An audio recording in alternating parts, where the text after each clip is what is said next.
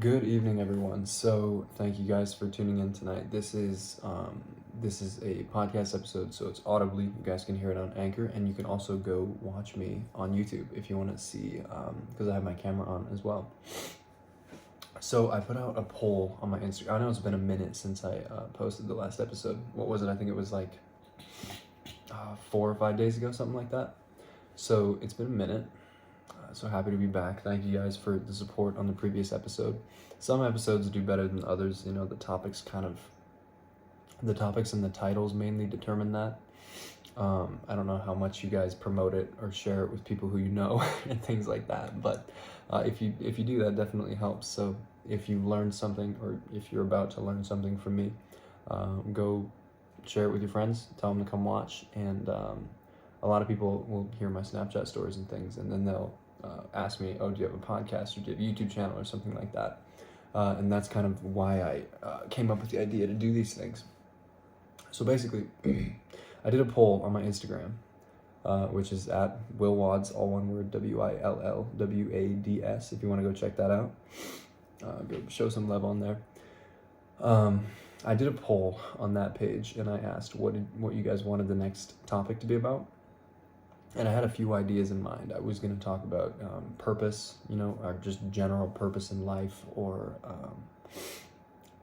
fat loss, and then muscle gain. So obviously 3 very different topics. And I decided to sort of tackle the fitness side of it more, because that's kind of where I'm more well-versed. As far as finding purpose and things like that, it's difficult to put all those thoughts into words and then just to kind of vomit that out on camera, So yeah, that's what I'm gonna be doing here tonight. I'm gonna be talking to you guys a little bit about losing body fat and why it's a lot easier than people actually make it out to be. I shouldn't say easy. It's a lot simpler than people make it out to be. At the end of the day, if you want to lose weight, what you actually want to lose is fat. If you want to lose weight, here's what you do. I mean, everyone already knows what to do. Here's what you do. You cut your calories, you eat less, eat better food, whatever, and go run on the treadmill, go exercise, whatever.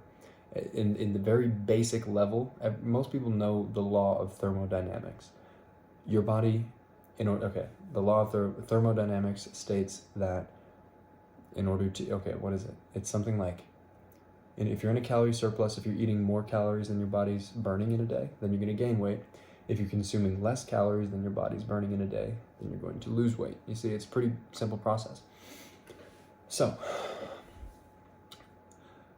it's a very simple rule, obviously, but a lot of people seem to have a hard time still with losing the fat. And that's because it's simple, but it's not that simple, and it's not that easy. Because I'm a personal trainer, and a lot of people come to me and they're in this place where they're in this like state of limbo with their body. They come to me after they've exhausted all of their options, and they say, well, I'm eating like 1,000 calories a day, I'm doing 2 hours of cardio, and I just can't seem to lose this weight around my stomach, Well, the fact of the matter is, you're kind of trying too hard, or you're doing the wrong things. So there's a right way and there's a wrong way to lose weight or to lose body fat. I'm gonna tell you right now, the wrong way to lose body fat or to lose weight is by trying to beat it through exercise, or trying to burn it off through exercise, trying to manually burn the calories through exercise. It is a losing battle. You will lose it every single time. You will not hit that goal. And even if you do hit that goal, you'll stay there for maybe a week. I'm telling you, I've been there. And I've coached people who have been there. Trust me, it is not sustainable. The idea in order to make fat loss sustainable, you can't just get down to a place and then stay there. That's not really how it works. It's not that simple. Because the body is very, very good at staying alive, and it's very good at forming habits and knowing what it wants. So say, for example, I was to I'm eating 3,000 calories a day. I'm an obese person or whatever, overweight person. I'm eating 3,000 calories a day, and now all of a sudden I decide I want to lose 100 pounds or 45, 50, whatever amount of weight. What's the first thing I'm going to do? Just common knowledge. I'm going to start eating better. I'm going to start exercising more. I'm going to do things like that. probably not going to go to a personal trainer my first time, or my first go at losing weight, you know. And that might work for a little while. You know, you might shave off a few pounds of water weight in a couple of days. You might feel good. You might be really motivated at first, actually. That's what a lot of people find, is that the motivation comes in the first week or so, and then it kind of dies off. And then you have to figure out, okay, well, I'm not motivated to do it anymore. So then that's when it stops. And then you gain a little bit more weight, and then you're yo-yo dieting, and then you start putting on more and more fat cells. Your body creates more fat cells when you yo-yo diet. So you have fat cells, and you have muscle cells. Muscle cells don't turn into fat cells, and fat cells do not turn into muscle cells. So a lot of people seem to think that muscle just turns to fat. It doesn't. Muscle degrades. Muscle is very expensive for the body to keep on calorie-wise. Okay, so let's reel it in sort of to what we were talking about, fat loss. It is a long, long process, and depending on where you are at, when you start, that indicates how long it will be. Let's say someone comes to me and they're 250 pounds or 300 pounds or whatever, and they're like 5'10". It's a male, and he's overweight or obese. Or he comes to me and he tells me, Will, I've been eating 800 to 1,000 calories a day, exercising profusely, and I just can't seem to lose the weight.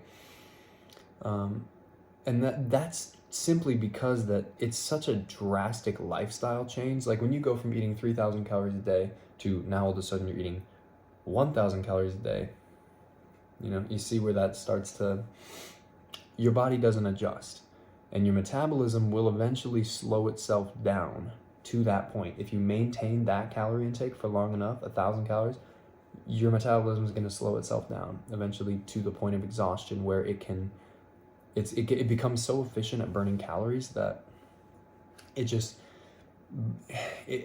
exercise has no effect on your calorie burn almost. So you're burning so few calories by exercising because you've been doing it constantly.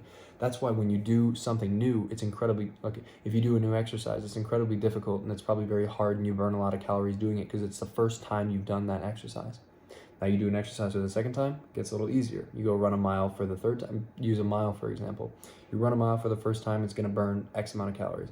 You run a mile for the second time, it's gonna burn slightly less calories. You run a mile for the third time, even less, and so on and so forth.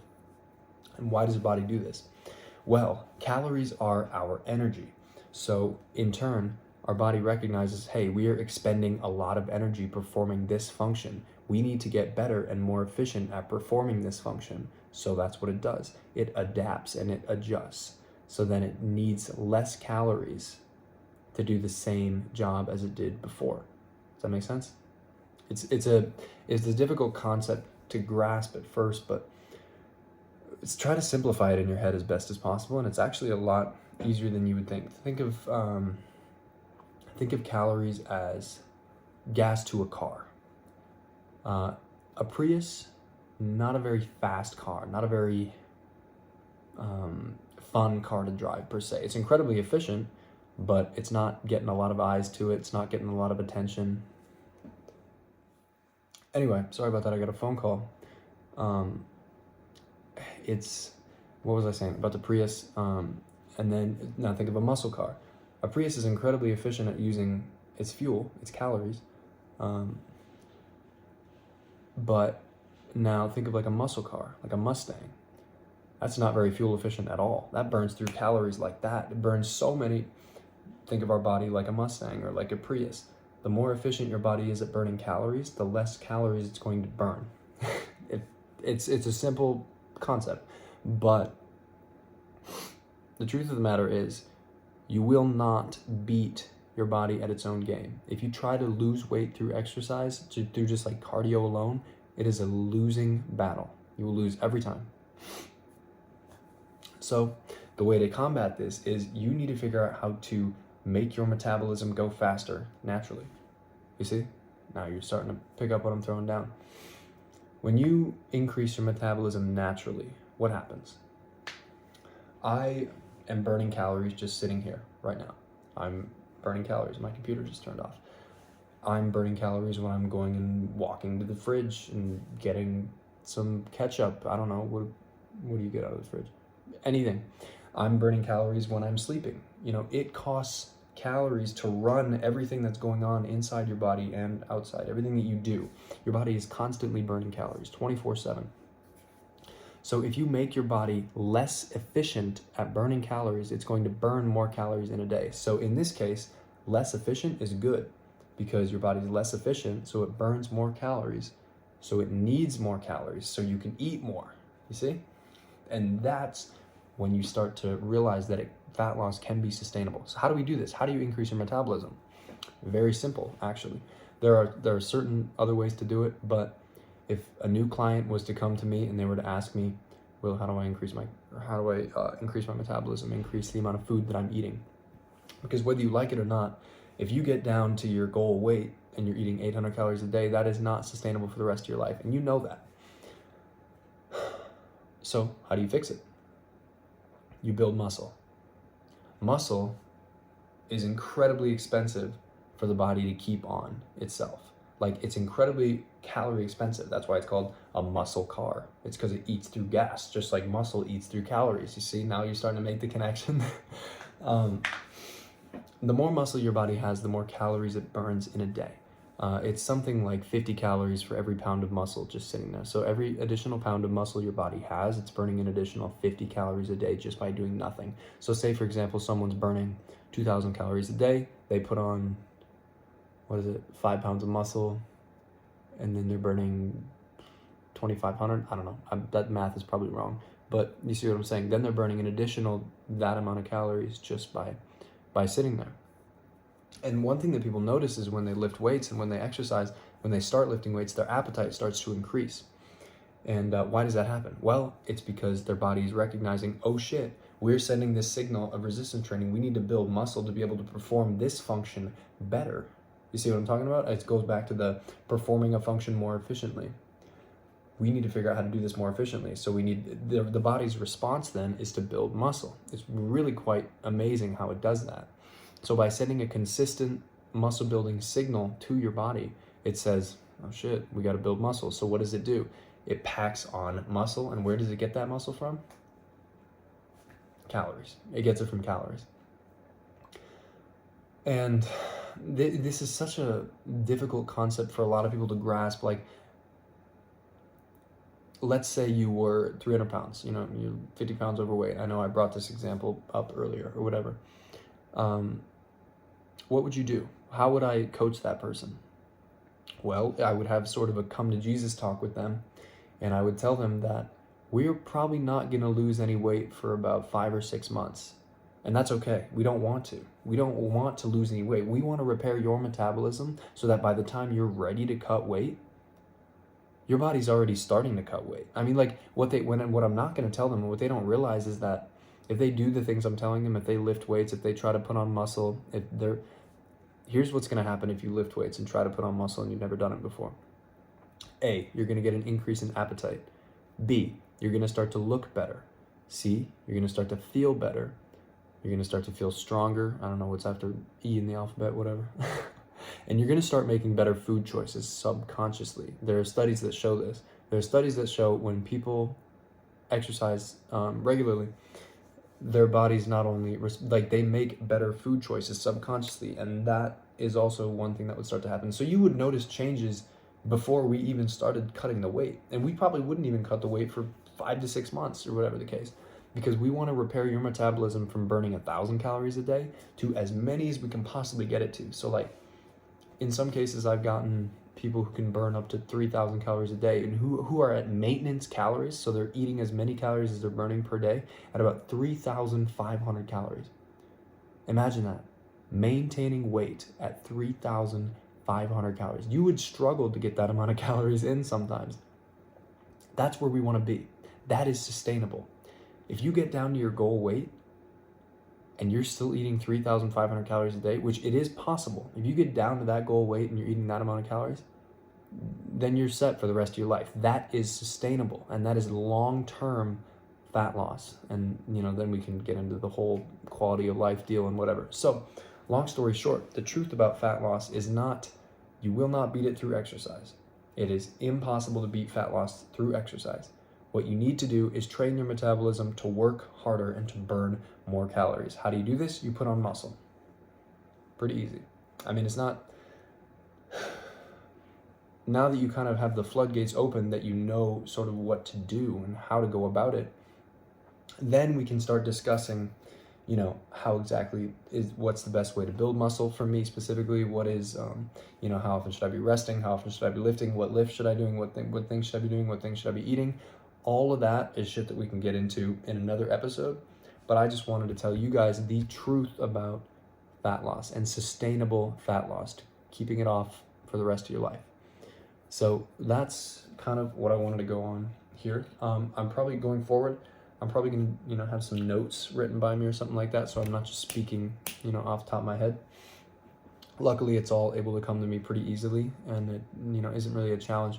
But let me know what topic you guys want to see next. Either post a comment on this video, or if you're seeing this on Snapchat, you know, message me on Snapchat, or DM me on Instagram at Will Wads or willwads.fitness for my fitness page. And yeah, I hope you guys enjoyed. Thank you so much for tuning in. Kind of a shorter episode, and I'm going to try to cut these two videos together because my webcam video got split when someone called me. So yeah, I'll get this up, uploaded tonight, and let me know what you guys want to see next, because I really, really enjoy doing this, and I want to build a community of people and eventually have someone, you know, on here with me, talking with me. I think that'd be a lot of fun. I want to sort of build a community of people that, you know, are bouncing ideas back and forth off of each other, teaching each other, learning from each other, things like that. Because that is how life is supposed to be. You're always supposed to be teaching, and you're always supposed to be learning. You can always learn something from someone else, even if it's someone younger and less experienced than you. People go through different things, and there's always something to learn from someone. So I hope I helped you guys out today. Thank you so much for tuning in. Seriously, I appreciate it. If you're watching on YouTube, drop a like on the YouTube video. If you're watching on Spotify or on the podcast, yeah, download it, subscribe to the podcast, and there will be much more of these in the future. So thank you guys, and good night.